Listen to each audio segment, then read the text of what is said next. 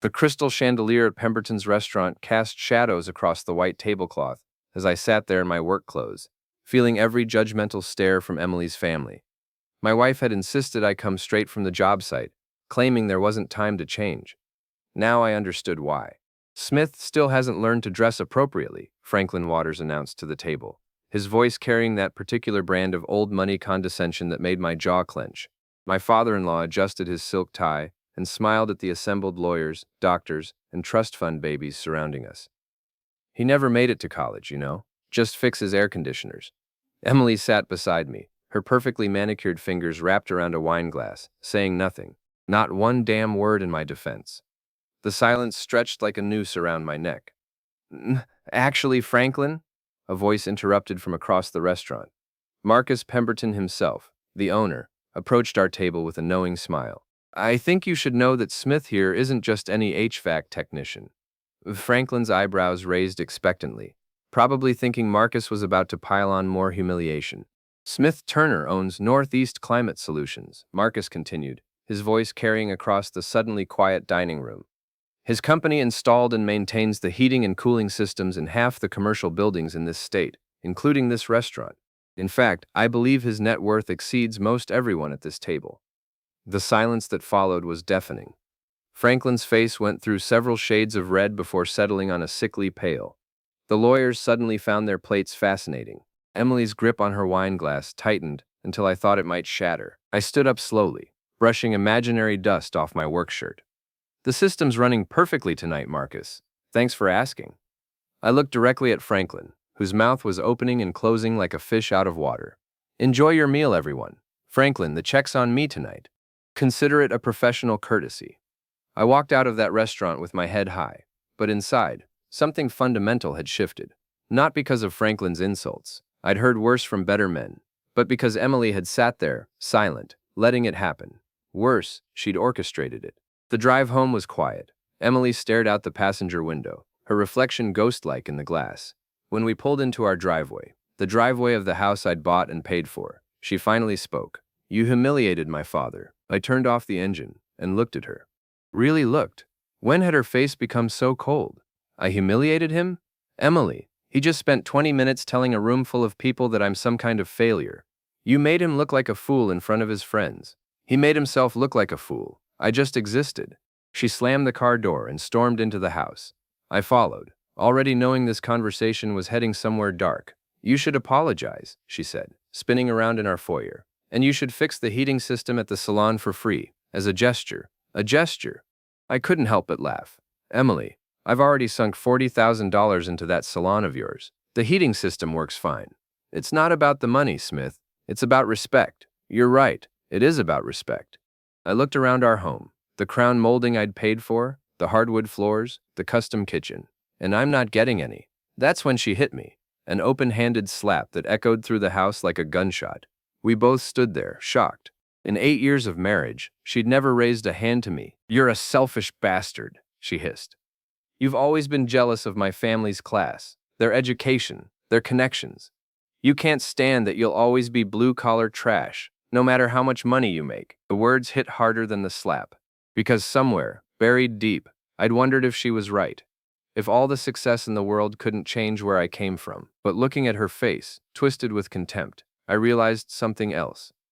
She'd always felt this way. The mask had just finally slipped. I'm going to stay at the shop tonight, I said quietly. We'll talk when you've cooled down. Don't bother coming back, she spat. I'm done pretending this marriage works. I packed a bag in silence while she watched from the bedroom doorway, arms crossed, face set in stone. As I headed for the door, I turned back one last time. You know what, Emily? You're right about one thing. I am blue-collar. But that means when something's broken, I fix it. And this marriage? It's been broken for a long time. I drove to my office that night and slept on the couch in my conference room, staring at the ceiling and wondering how I'd missed the signs. How long had she been planning this? How long had I been the fool? By morning, I'd made my decision. If Emily wanted to end this marriage, I wouldn't fight her. But I sure as hell wasn't going to make it easy. 3 days later, I was sitting in my lawyer's office, watching Janet Morrison review the papers I'd brought her. Janet was sharp, ruthless, and had a reputation for taking wealthy men to the cleaners in divorce proceedings. Today, she was working for me. You want to file for divorce and claim half of the salon? Janet looked up from the documents. Smith, I have to ask, are you sure about this? Emily's going to fight you tooth and nail. I'm sure. I have documentation of every penny I put into that business. 40,000 in startup costs, another 20 in equipment. Plus I've been paying the rent on the building for 2 years. Janet nodded, making notes. What about the house? Joint ownership. But I made the down payment and I've been covering the mortgage. I want her bought out or the house sold. This is going to get ugly. It already is ugly. I'm just making it legal. The papers were filed that afternoon. By evening, Emily was blowing up my phone with calls I didn't answer and texts I didn't read. I was busy with something else entirely, sitting in my truck across the street from the salon, watching. Emily's salon and spa was located in a converted Victorian house on Main Street, all glass and chrome inside, old-world charm outside. I'd fallen in love with the building the moment Emily showed it to me. Now, watching through the large front windows, I was falling out of love with everything else. Emily was there, along with her business partner Linda Hartwell. Linda was one of those women who made cattiness an art form, all fake smiles and sharp edges. They were moving around the salon, gesturing animatedly, clearly upset about something, probably the divorce papers. At 8:30, a black BMW pulled up. I recognized the car immediately. It belonged to Brad Vance, who owned the CrossFit gym down the street. Brad was everything I wasn't. Tall, lean, perfectly groomed, and completely full of himself. He'd been sniffing around Emily for months at various town events, always ready with a compliment about her hair or her dress. I watched him walk into the salon like he owned the place. Through the window, I saw Emily's face light up when she saw him.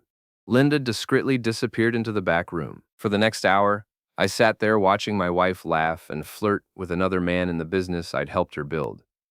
When Brad finally left, he kissed her goodbye. Not on the cheek, on the mouth.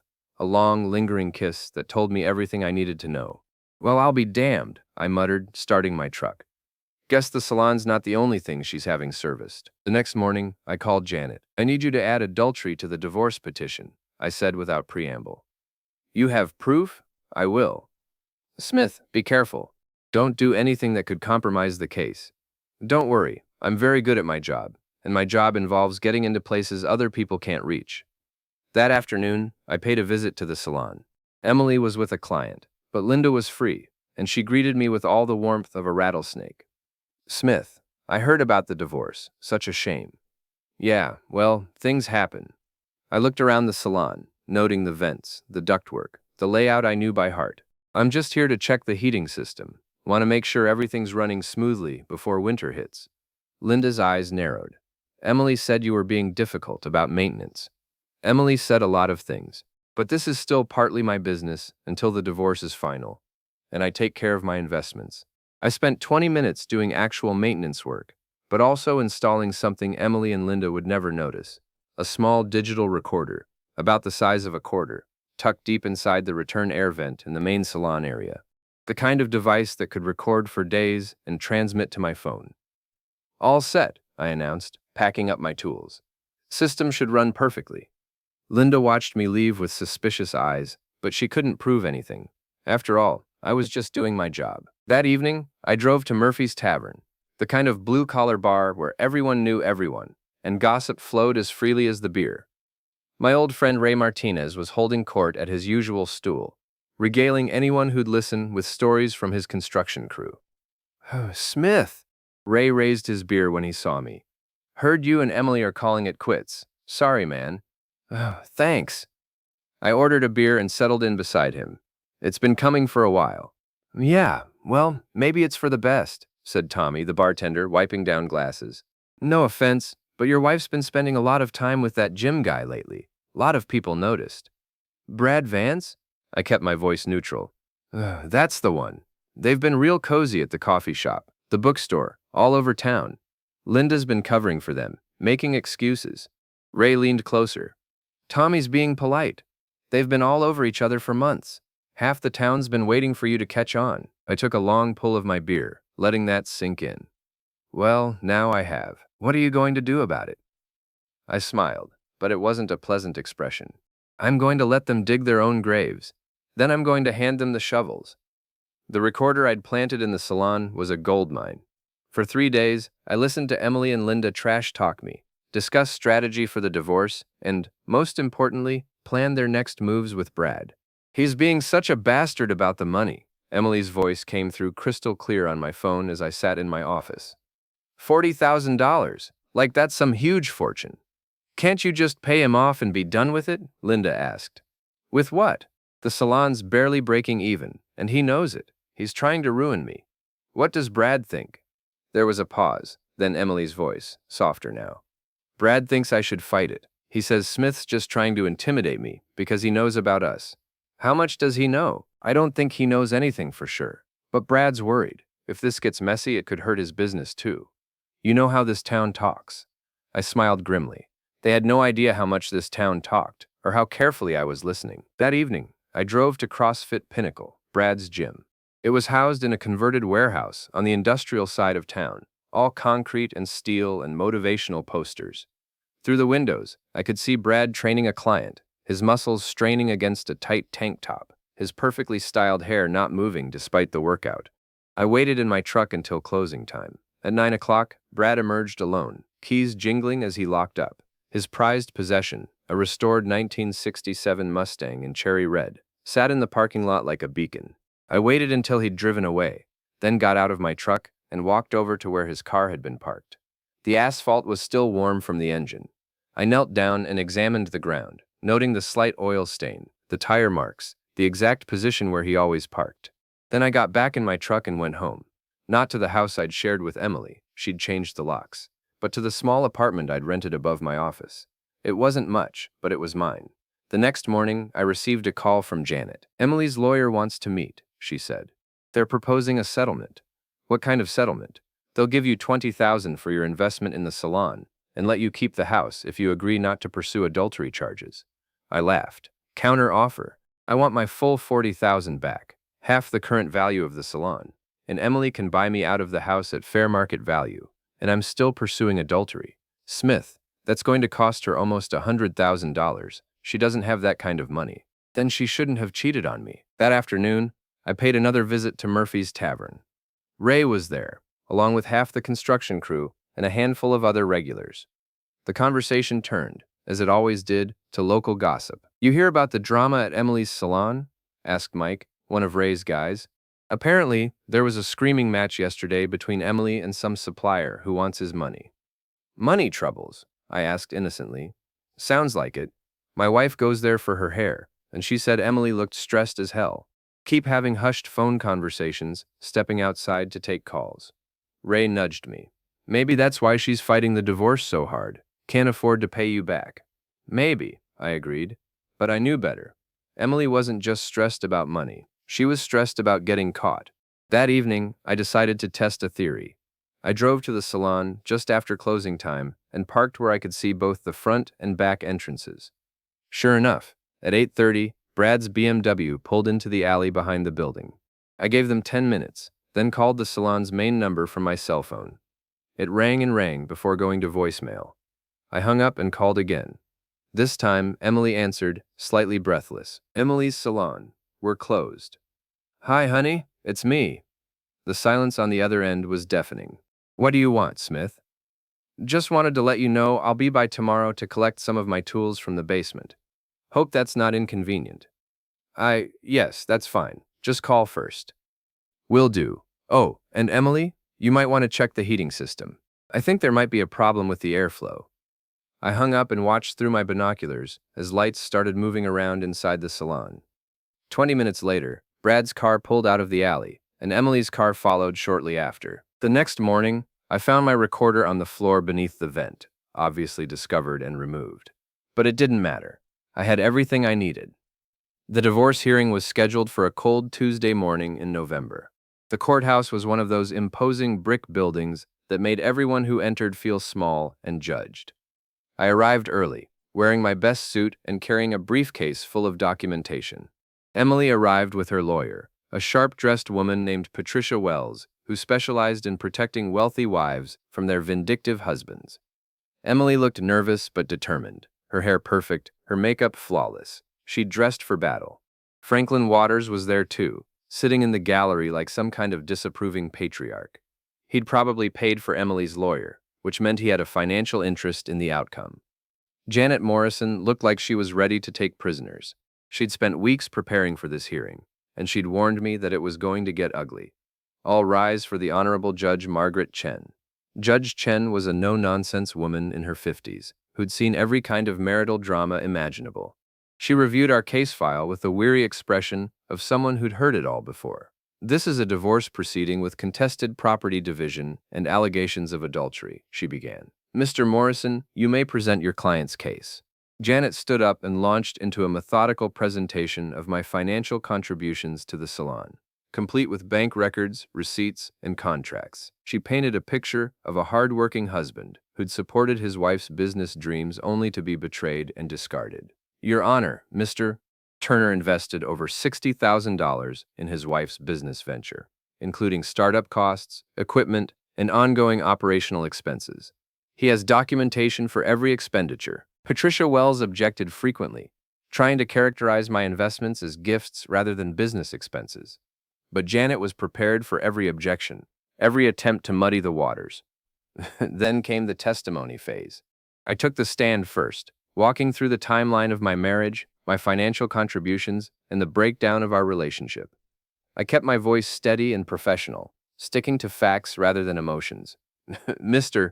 Turner, Janet asked, did there come a time when you suspected your wife was having an extramarital affair? Yes, I observed her with another man on multiple occasions, in circumstances that suggested an intimate relationship. Patricia Wells jumped up.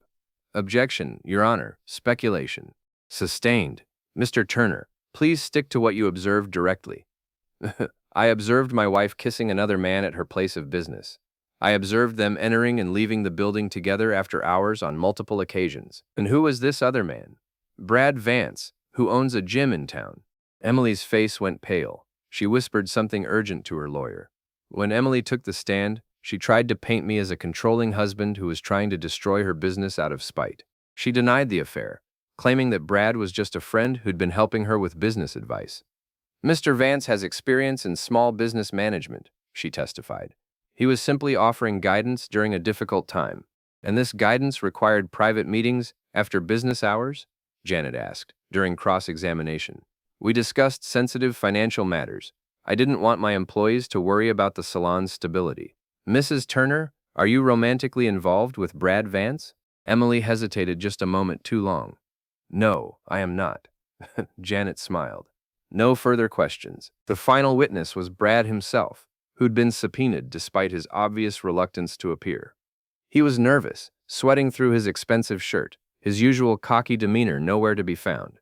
Under oath, he admitted to spending time at the salon after hours, admitted to having dinner with Emily on multiple occasions, but denied any romantic involvement.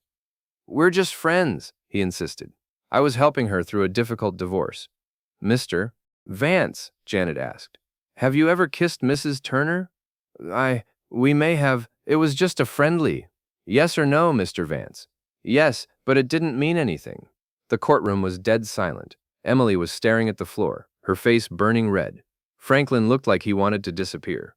Judge Chen deliberated for 20 minutes before returning with her decision.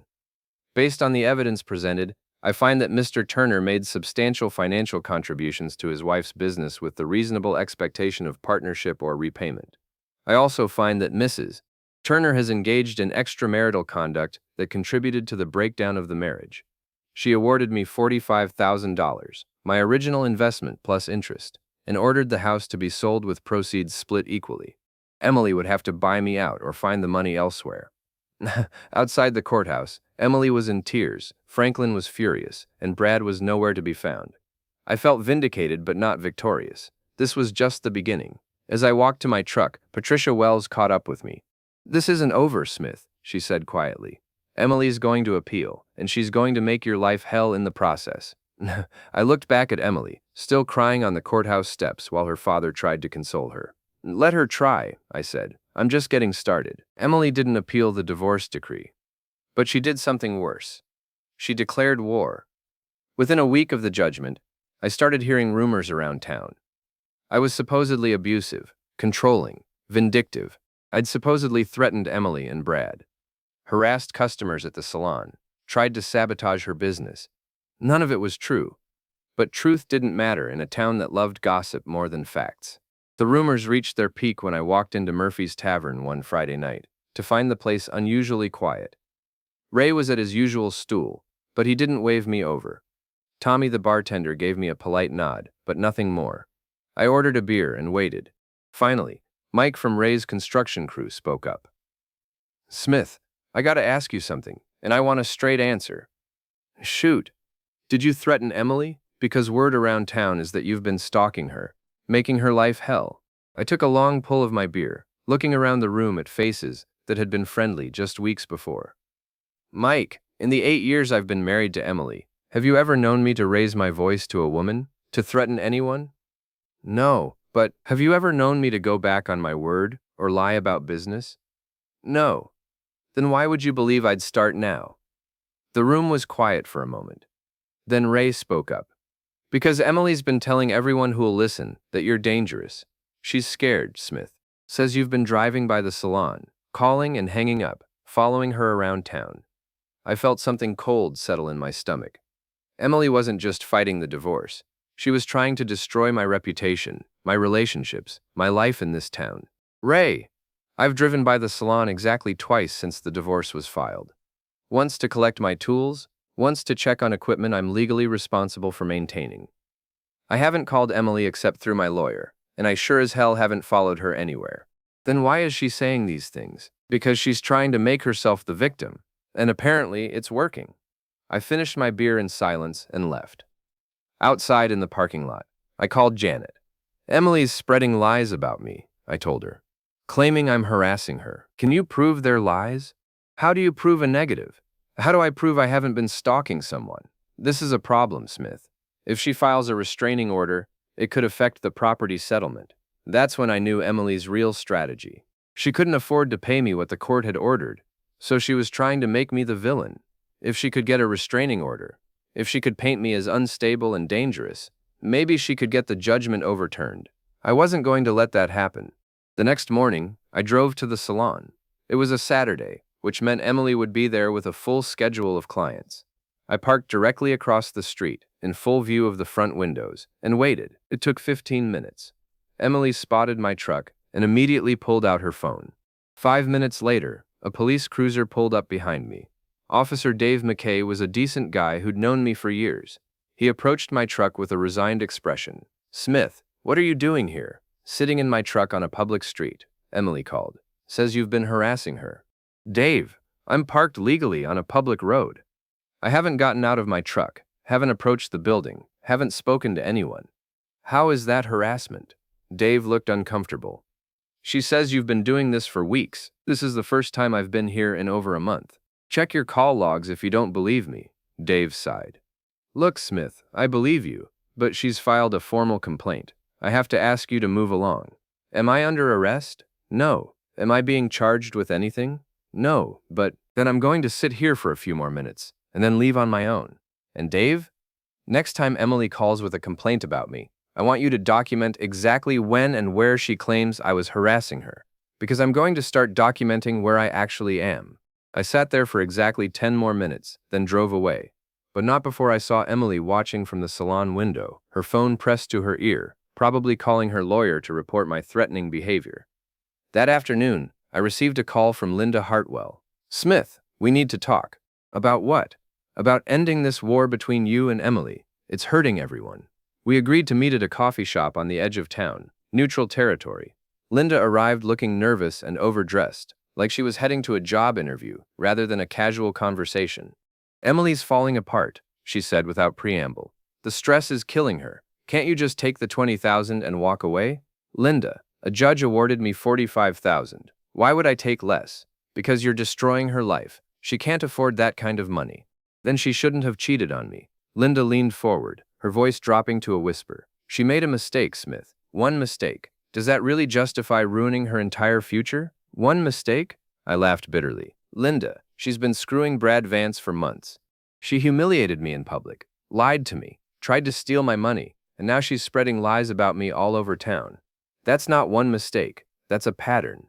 She's desperate. People do crazy things when they're desperate. Yeah, they do. And Emily's about to find out just how crazy.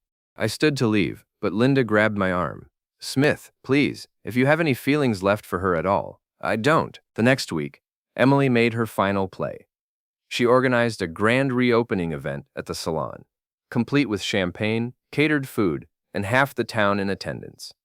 It was supposed to be a celebration of her independence, a declaration that she was thriving despite her divorce. I wasn't invited, but I came anyway. I walked into that salon at 8 o'clock, wearing my best suit and carrying a manila folder. The party stopped cold. Conversations died mid-sentence. Emily went white as a sheet. Smith, she said, her voice barely above a whisper. What are you doing here? I brought you something. I handed her the folder. Consider it a going-away present. Emily opened the folder with trembling hands. Inside were copies of financial records, bank statements, and a detailed audit of the salon's books. The audit that showed Linda had been embezzling money for over a year. What is this? Emily asked, but her voice suggested she already knew. It's proof that your business partner has been stealing from you. $53,000 over 14 months. Check register alterations, fake vendor payments, cash deposits that never made it to the bank account. The room was dead silent. Linda, who'd been standing near the refreshment table, looked like she was about to be sick. That's impossible, Emily said, but she was already reading through the documents, her face growing paler with each page. Linda's been very clever about it, I continued, loud enough for everyone to hear. Small amounts, spread out over time, always with plausible explanations. But when you add it all up, it's quite a sum, certainly enough to explain why the salon's been struggling financially. Emily turned to look at Linda, who was backing toward the door. Linda, Emily's voice was small, confused. Is this true? Linda's response was to bolt. She pushed through the crowd and ran out of the salon, leaving behind her purse, her coat, and any pretense of innocence. The party was over. Guests began filing out, whispering among themselves about this latest drama. Emily stood in the middle of her salon, surrounded by champagne glasses and catered food, holding proof that her best friend had been robbing her blind. How did you find this? She asked me. I'm good with numbers, always have been. When I was putting together my case for the divorce, I noticed some irregularities in the salon's finances, so I dug deeper. Why are you showing me this? I looked around the salon, the business I'd helped her build, the dream I'd supported even when it was failing. Because despite everything you've done to me, I don't want to see you destroyed by someone else's greed. Emily started to cry then, not the angry tears I'd seen during our fights, but the broken sobs of someone who'd lost everything. Her marriage, her money, her best friend, her reputation, all gone. I'm sorry, she whispered. Smith, I'm so sorry. I never meant for it to go this far. But it was too late for apologies, too late for explanations or excuses. The damage was done, and we both knew it. I walked out of that salon and never looked back. The final confrontation came 2 weeks later, on a cold December night outside Murphy's Tavern. I was leaving after having dinner with Ray. Our friendship had survived Emily's lies, though it had taken some time to rebuild trust. When I found Brad Vance waiting by my truck, he looked terrible. His gym had lost half its members once word got around about his affair with Emily. His perfect hair was disheveled, his expensive clothes wrinkled. The cocky confidence that had once defined him was nowhere to be found. We need to talk, he said. No, we don't. I tried to walk around him, but he stepped in front of me. You destroyed my life, he said, his voice shaking with rage. My business is ruined. My reputation is shot. All because you couldn't handle losing your wife to a better man. I stopped and looked at him. Really looked. This was the man Emily had chosen over me. This was the prize she'd thrown away our marriage for. Brad, I didn't destroy your life.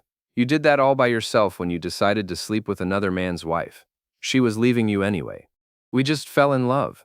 Love? I laughed. Is that what you call it? Because from where I stood, it looked like two selfish people who wanted what they couldn't have. Brad's hands clenched into fists. You think you're so much better than me, don't you? With your money and your business and your working-class hero act. But you're just a bitter old man who couldn't satisfy his wife. That's when he made his mistake. He took a swing at me. I'd been in my share of fights growing up. Blue-collar neighborhoods teach you how to handle yourself, and 20 years of physical labor had kept me strong. Brad was all show muscles and gym posturing. I caught his punch, twisted his arm behind his back, and slammed him face first against my truck. "Let me explain something to you," I said quietly, my mouth close to his ear. "I didn't steal your girlfriend. I didn't ruin your business. I didn't spread rumors about you or lie to your friends. All I did was tell the truth in a court of law. If that destroyed your life, maybe you should have thought about that before you started screwing my wife." I released him and stepped back. Brad stumbled, caught himself against the truck, and turned to face me. His nose was bleeding, his shirt torn. "This isn't over," he said. "Yes, it is." And it was. Brad left town 3 days later, his gym closed and his debts unpaid. I heard he moved to Florida, where he was trying to start over with a new identity and a fresh set of lies. Emily lasted another month before she gave up too. The salon closed after she couldn't make rent, the embezzlement scandal having scared away most of her clients. She moved back in with Franklin, who'd spent a small fortune on lawyers, and had nothing to show for it but a daughter who'd become the town's cautionary tale. Linda was arrested for embezzlement and fraud. She plea bargained her way to 18 months in minimum security and full restitution, though Emily never saw a penny of the money. As for me, I got my $45,000 when Emily sold her car, her jewelry, and everything else of value she owned. I also got something more valuable, my reputation back. The truth has a way of surfacing, and once people understood what had really happened, the whispers and accusations stopped. 6 months after the divorce was final, I sold my house and bought a larger building for my business. Northeast Climate Solutions was expanding into 3 new states, and I needed the space. I also needed the distance from memories that no amount of money could erase. On my last night in town, I stopped by Murphy's Tavern for a farewell drink. Ray was there, along with most of the old crowd. They bought me rounds and told stories and pretended this was just another Friday night instead of an ending. "You going to miss this place?" Ray asked as the evening wound down. I looked around the bar, at the faces I'd known for years, at the small town that had been my home for so long. "Parts of it," I said, "but it's time to move on." "What about Emily? You ever think about what might have been?" I finished my beer and set the glass on the bar. "Emily made her choice, and I made mine. The only difference is, I can live with mine." I walked out of Murphy's Tavern and climbed into my truck for the last time as a resident of that town. As I drove through the empty streets, past the closed salon and the shuttered gym, past the house where Emily was probably lying awake wondering how everything had gone so wrong, I felt something I hadn't experienced in months: peace. The funny thing about cold air is that it always rises when it's heated, just like the truth. Emily had tried to bury me under lies and manipulation, tried to make me the villain in her story. But truth has weight, and lies are just hot air. In